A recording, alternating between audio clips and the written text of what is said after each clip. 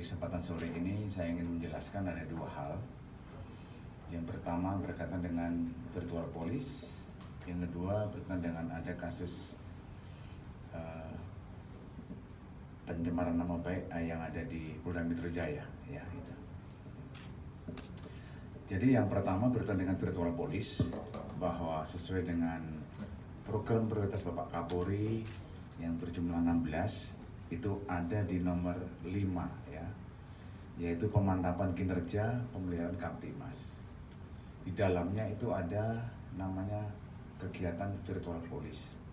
Sebenarnya apa sih virtual police itu yang selama ini disampaikan, dan tentunya akan masyarakat kepengen mengetahui seperti apa itu ya. Jadi ini adalah suatu kegiatan yang dilakukan oleh kepolisian ya. Jadi ini memberikan suatu edukasi kepada masyarakat ya, seandainya masyarakat itu memberikan suatu opini yang sifatnya itu adalah pelanggaran pidana ya di situ ya. Jadi dari pihak kepolisian memberikan edukasi dulu, artinya memberitahukan kalau misalnya Mas, Mbak, Bapak, Ibu, apa yang ditulis itu adalah melanggar pidana ya, jangan ditulis kembali, tolong dihapus ya, misalnya seperti itu. Jadi karena kita mengetahui bahwa dunia maya ini bisa dimanfaatkan ya untuk berbagai kegiatan yang ilegal yang melanggar hukum, ya tentunya kepolisian ingin memberikan sesuatu pada masyarakat ini untuk mengingatkan saja gitu ya. Jadi nanti ya sesuai dengan apa yang menjadi prioritas Bapak Kapolri. Contohnya misalnya di suatu akun ya itu ada cuitan ataupun ada tulisan ya, tulisan maupun gambar gitu ya. Yang gambar itu ada tulisannya dan berbagai macam model gitu ya. Nanti dia itu buat tulisan ya, buat tulisan. Kemudian kira-kira ini ada petugas patroli cyber ya, ada petugas cyber itu dia mengakses, melihat, patroli melihat, dan dia menemukan. Setelah menemukan apa yang dilakukan, nah kemudian dia itu langsung akan mengambil itu. Tulisannya seperti apa sih ini tulisannya? Oh ternyata tulisannya itu adalah ada pelanggaran pidana. Kemudian pelanggaran pidana dari mana bisa tahu? Ya tentunya dari anggota yang melakukan cyber tadi membuat laporan informasi kepada atasannya ya, bisa jadi ke kanitnya bisa. Dan kemudian setelah ada laporan informasi, kemudian juga ada screenshotnya, kemudian kita juga minta pendapat ahli ya, ada ahli pidana, nanti kita mintakan pendapatnya, ahli bahasa itu ya, dan juga ahli ITE itu. Bisa dia nanti dari ahli itu sudah nyatakan bahwa oh ini bisa menjadi suatu pelanggaran pidana, apa bisa penghinaan misalnya seperti itu ya, atau fitnah itu. Jadi ini setelah dari ahli pidana menyampaikan kalau ada pelanggaran, kemudian diajukan ke direktur ke direktur cyber gitu. Nanti dari direktur cyber atau pejabat yang ditunjuk di cyber itu setelah dia memberikan pengesahan, kemudian baru diapakan, baru kita memberikan langsung ke Japri ya, atau ke akun itu langsung kita kirim itu. Jadi resmi kita ngirimnya, jadi tahu bahwa itu adalah ada dari polisi yang kita kirimkan. Nah, jadi sekali kita kirimkan ya, dengan harapan bahwa nanti bisa dihapus biar nanti yang dituju, orang yang dituju itu tidak merasa terhina dan sebagainya ya. Jadi ini edukasi yang kita berikan kepada masyarakat ya, kepada masyarakat. Kita lewat patroli cyber tadi kita berikan kepada masyarakat tersebut ya, untuk sekali kita kasih edukasi, jangan, tolong dihapus lagi tulisan itu Pak, kalau ngayal gimana Pak, kita kirim lagi gitu ya, kita kirim lagi itu pemberitahuan itu ya.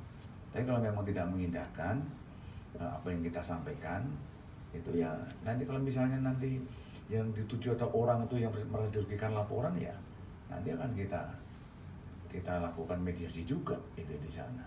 Tapi kalau memang tidak bisa ya kita proses gitu ya. Semuanya tahapan semua. Gitu.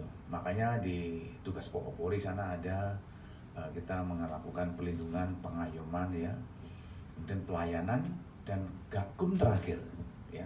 Penegakan hukum itu di kalimat terakhir gitu. Makanya gakum itu diketerbelakangkan dulu. Jadi upaya-upayanya kita lakukan di sana. Contohnya seperti ini. Kemarin sudah ada 3 yang sudah kita buat, yang sudah kita kirim. Ini contoh pertama adalah berkaitan dengan contoh ini apa nih? Tulisan ini. Jangan lupa saya maling ya ini. Nah, misalnya seperti ini ya. Ada satu ini. Ini setelah kita patroli cyber menemukan ini, ya kita crop, kemudian ada pendapat ahli ada.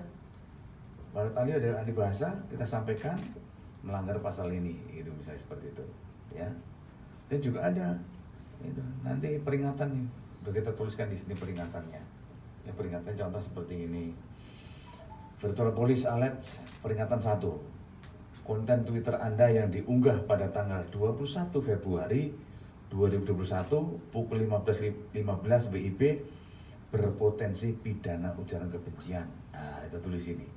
Nah, itu.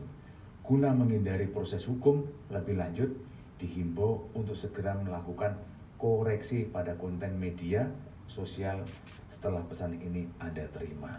Nah, ini ya. Salam presisi. Ada di sini. Itu resmi nih. Ya, itu resmi nih yang kita kirim gitu. Seperti contoh. Contohnya seperti ini. Nah, jadi biar masyarakat juga paham kira-kira yang saya tulis itu kira-kira melanggar pidana atau tidak sih, nah, gitu. Contoh 1 ini. Kemudian juga ada lagi contoh ini,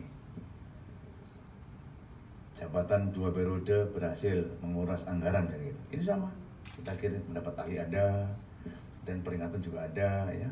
Ini contoh di ACC-nya tadi, contoh. Ya ada para dari kasubdit itu pada para wadir sampai ke direktur ACC semua. Ini ya, semua.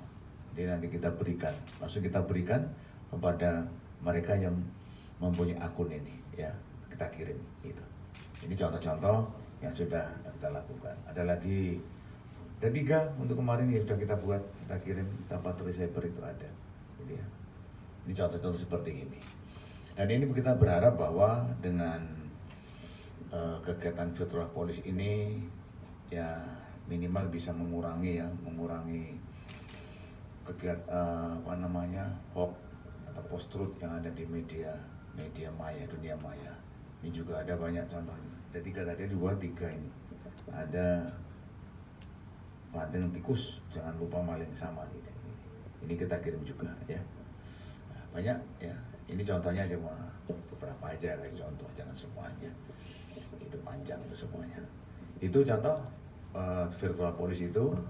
Ini dengan harapan bahwa nanti masyarakat bisa terkoreksi. Misalnya nanti yang masyarakat itu yang membuat suatu gambar tulisan ya, gambar bentuk tulisan yang kira-kira itu membuat orang lain itu tidak berkenan ya. Nanti kita memberikan himbauan pada masyarakat itu di situ. Jadi ini yang tujuan virtual police yang kita lakukan. Yang selama ini kalau ada saling lapor, kita tetap menghindari itu dan kita tetap menyampaikan dulu ke masyarakat. Itu di situ. Itu yang pertama tentang virtual police gitu ya. Terus kemudian yang kedua, kemarin di Polda Metro ini ya, itu ada laporan polisi pada tanggal 10 Juni 2020 berkaitan dengan pencemaran nama baik ini lewat Facebook ya atau media sosial, yang pelapornya adalah karyawan PSSI ya itu. Dan kemudian di sana melaporkan bahwa ada judul berita itu banyak semut rang-rang, karyawan lupa digaji. Nah ini di sini. Nah di sini dalam postingan itu juga pelapor difitnah, itu menurut mereka ya, itu dengan tuduhan telah menerima uang sebesar 700 juta dari ketua PSSI. Ini seperti ini. Dan ini pencemaran nama baik melalui media elektronika. Lalu Polda Metro Jaya ini ya, Polda Metro Jaya sudah dilakukan namanya proses penerimaan laporan dulu, kemudian ada penyelidikan, dan kita hanya naikkan menjadi sidik. Dan kalau sudah naik sidik berarti kan otomatis dikirim ke pemberitahuan ke kejaksaan, sudah ada semua ya, sudah kita sampaikan, sudah memeriksa beberapa saksi dan juga sudah memeriksa beberapa ahli gitu ya. Namun dengan adanya surat edaran Bapak Kapolri ya, akhirnya dari Polda Metro Jaya ya, karena surat edaran kemudian melakukan mediasi ya, mediasi antara karyawan PSSI dengan yang dilaporkan ya. Ya namanya misalnya yang dilaporkan dipanggil ya, untuk dalam mediasi kan wajar, biar ada buktinya bahwa terlapor pun maupun ya tersangka itu diundang, dipanggil melalui surat resmi ya. Dan ini tujuannya untuk dimediasi gitu ya, dimediasi sehingga dengan mediasi ini biar terjadi win-win solution, kira-kira apa di sana itu. Dan kemarin